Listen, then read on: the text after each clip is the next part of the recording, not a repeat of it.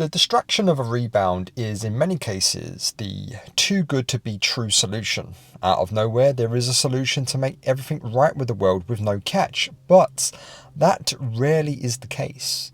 Employing someone new to take the breakup pain away will likely come back to bite them in the ass. What is it they say about short-term gains and long-term pain? Ego plays a big part in a breakup. For the dumper, they more often than not need to prove their decision to leave you was the correct one. This can manifest itself in several ways, from documenting every second of their lives on social media to jumping into a rebound with the first piece of low-hanging fruit they can find to soothe the fallout of the breakup with you. The dumpy's ego is hurt for a very different reason.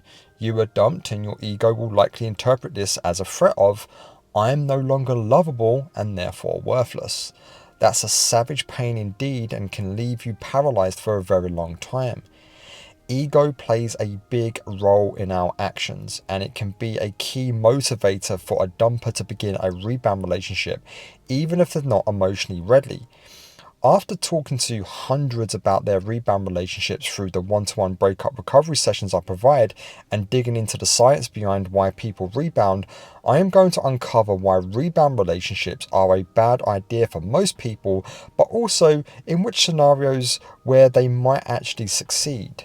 My name is Nick and this is The Love Fix. If you need more than this video can provide, there are links to my new book, Breaking Up With Your Breakup, a counterintuitive remedy for heartbreak, and my one-to-one breakup recovery coaching services in the description below. Okay, let's get straight into why rebounds are probably not a good idea and are worse than we actually think. We must first understand that rebound relationships are less about time between relationships and more about where someone is emotionally. One could be single for 10 years and still enter a rebound relationship. If the personal work and emotional wounds have not been taken care of before entering a new relationship, this could be considered a rebound relationship. When the ghosts of the past have not been laid to rest, a new relationship is then little more than finding relief through distraction or employing someone new to soothe the emotional wounds. Essentially using emotional painkillers to treat the symptoms and not the cause of the pain. But why do people rebound? I've seen dumpers and dumpies get into rebound relationships with alarming frequency, and some interesting patterns begin to emerge. It has been my experience that most rebound relationships are transactional at best. I will meet your needs, but only if you meet my needs.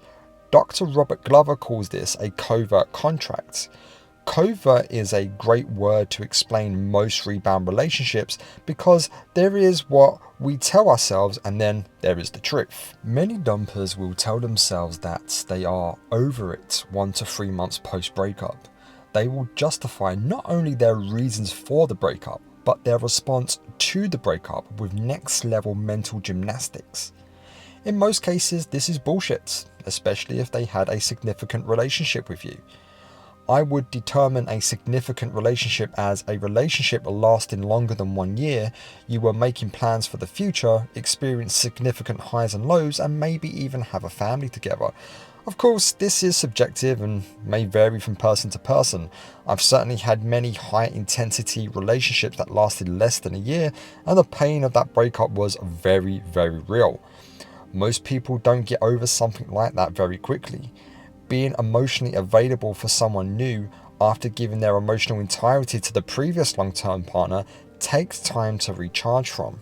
And therein lies the problem. The rebounder was with you for a long time. They were used to you being there to hold their hand and to make everything right with the world when their life was going to shit. When that validation is all of a sudden gone, even though it was their choice, it leaves a giant validation chasm that can't be so easily filled with the pros and cons of single life. This threatens their identity, which then threatens their emotional survival. If there is one thing a human would do almost anything to protect outside of their own children, it's their emotional survival. Most of the time, a transactional rebound relationship is the most efficient way of doing that. They justify the rebound by collating every insignificant annoyance they have with you. There are probably some well-founded annoyances that I am sure you can hold your hands up to. After all, none of us are perfect. However, the things they used to celebrate you when you first started dating are now the very weapons they use against you to justify their actions. But here's the kicker. The amount they complain about you now to their friends and new partner is the same they will complain about their new partner when they stop being new and the novelty of them has worn off.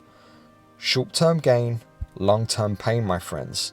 Just like eating junk food, it tastes and feels great in the moment, but they will need to pay the piper sooner or later.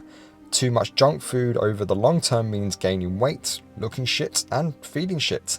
It's sacrificing the future for feeling good in the moment. Essentially, mistaking highs for happiness.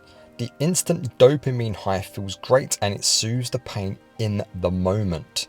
But like all drugs, they wear off and we adapt to their effects. That's a rebound in a nutshell in most cases. However, not all rebounds are equal. Some last longer than others and some turn out to be the right decision for the dumper.